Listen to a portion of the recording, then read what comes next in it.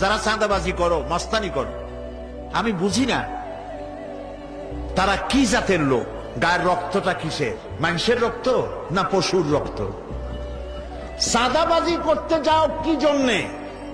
একটা মানুষ বহু টাকা বহু কষ্ট করে জমি জমা বিক্রি করে ব্যবসা করতেছে, সেখানে যাইয়া আমাদেরকে 2 লক্ষ টাকা দিতে হবে, 5 লাখ টাকা দিতে হবে। কি হয়েছে? চাঁদাবাজ এবং মাস্তান যারা চাঁদাবাজি করতে যাও, মানুষের কাছে খয়রাত চাও, ও ভিক্ষা করে খাওয়া অনেক ভালো। মসজিদের সামনে একখান থাল নিয়ে বসে থাকো, যে আল্লাহর রাস্তায় খয়রাত দাও।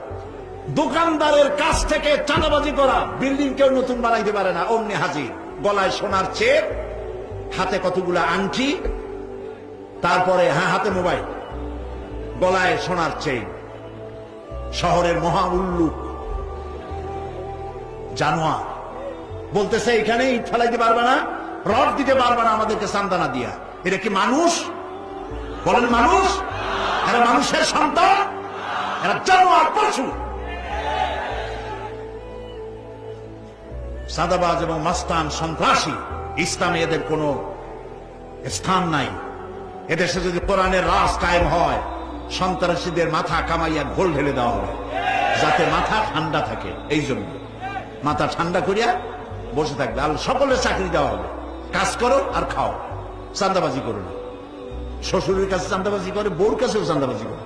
এত বড় লক্ষ্মী ছাড়া বউরে যায় বলে আমার হিরোইন খাওয়ার পয়সা দিবি। পত্রিকা আসছে, আসছে না ভাই? কত বড় শয়তান, বউর কাছে চাঁদা চায়। আল্লাহ এইসব চাঁদাবাজ, মাস্তান, অপহরণকারী আর সন্ত্রাসী জানোয়ারদের হাত থেকে আল্লাহ এই দেশকে রক্ষা করুন। বলেন আমি, চিল্লায় বলেন আমি।